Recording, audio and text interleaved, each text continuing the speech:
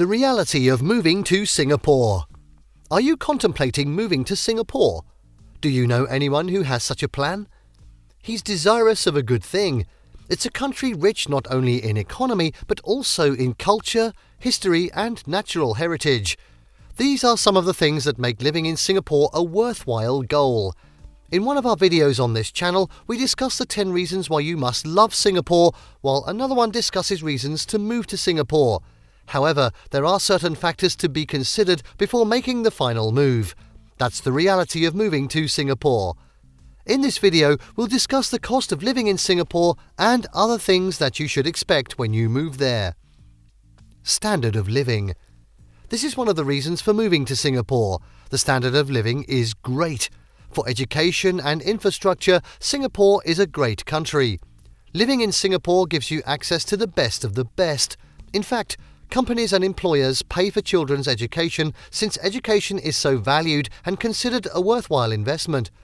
The high standard of living in this country is reflected in a broad spectrum extending to dining, shopping and modern amenities.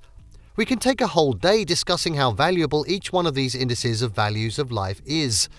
However, the reality of living in Singapore is that the widely acclaimed standard of living comes with quite a great cost. The cost of living in this country is so high. It's one of the most expensive countries in the world. Though many are moving to Singapore drawn by the ample work opportunities, its excellent education system provides assurance that their kids' careers will be cared for. Yet the world-class education available here doesn't come cheap. Fees will eat so deep into your income, taking a massive chunk of your salary each month. Great healthcare system. One of the pros of living in Singapore is its healthcare system. It's well developed, expats have nothing to worry about regarding the quality of the medical services in the country, and they can be sure of a quick and efficient medical intervention whenever it's needed. The World Health Organization, the WHO, placed Singapore 6th in one of its rankings of global healthcare systems in recognition of its world-class medical services. The high-quality and reliable health service is also widely accessible to both foreigners and citizens. When you need to see a specialist, wait times are generally quite short. The service is well structured and Singaporean hospitals are among the best. Employers even contribute their quota to the employees' healthcare as part of their employment package. However, a potential downside is that these services may come with a hefty price tag. Expats without insurance may find that they have to pay more to enjoy the same quality of care as locals. While certain procedures may be cheaper, others can be as much as 20% more costly in Singapore than in the UK, or even more in the US. Of course, those entering the country as medical tourists can have some advantages.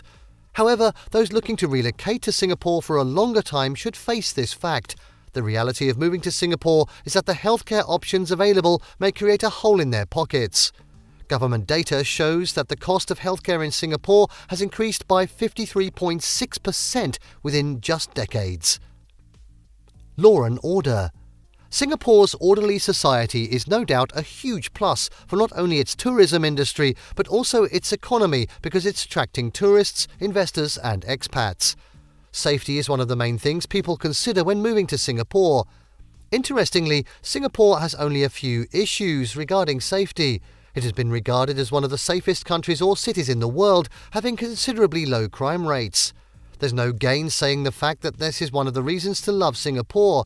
Safety in this country isn't unconnected to its strict law that breeds orderliness in society.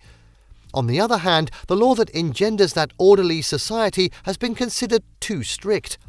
Really, Singapore has some of the strictest punishments for different degrees of offences. It is, in fact, one of the countries that has refused to expunge capital punishment. As of the last check, there are more than 30 offences that warrant the death penalty under Singapore law.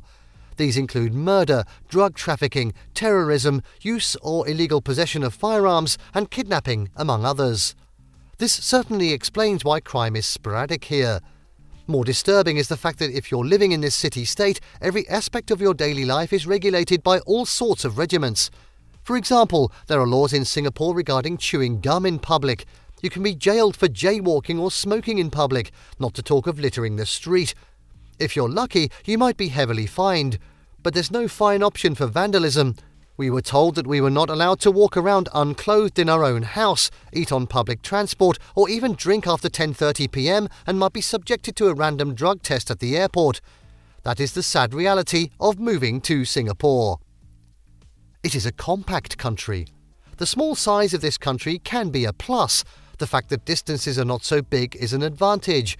The entire country is only about 735 square kilometres in total area, making it smaller than 175 other countries, since it's the 176th on a list of world countries by area. With this size, it's smaller than many cities in the world.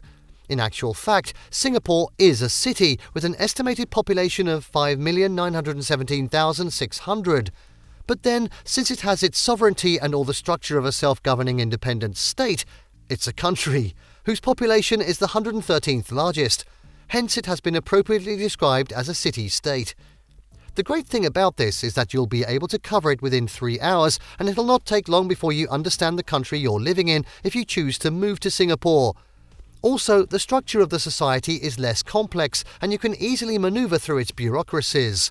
But then, this small size also has some disadvantages.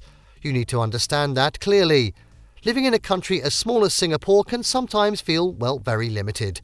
Your eyes will soon get bored and you'll sorely crave a change of scenery. The truth is that you have a few places to explore within the country unless you have to go over the borders. It also has negative impacts on the space to live within the city. Those with large families might find it tough to secure big properties. If you want to live in the city's central area, forget about living in a big apartment. Just prepare to make do with whatever sized apartment that is available. Landed properties for business are simply not affordable or even available. Investors do find it difficult to work with the space they could use for their production within the city. That's one of the reasons the country's production capacity is severely limited. Employment in the country.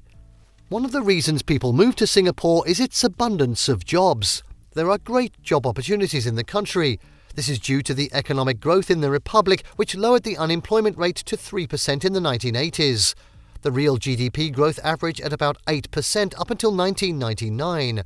During the 1980s, Singapore started shifting towards high-tech industries like the wafer fabrication sector.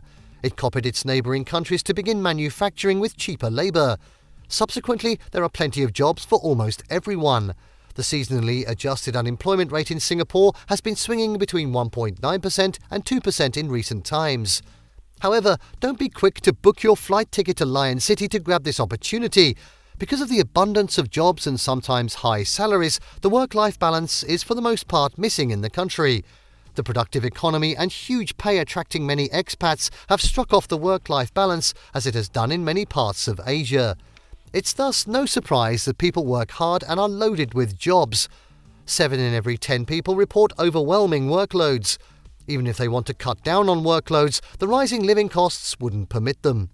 This invariably increases stress levels in Singapore, such that residents in the country have some of the highest levels of stress compared to the global average, with 86% of them claiming being stressed and 15% admitting struggling to cope with the stresses of work and life. What we've discussed here about this island country is the reality of moving to Singapore. Should you move to Singapore? Will you? The decision is yours to share with us. Thank you for watching this video. Please don't forget to subscribe and turn on the notification bell.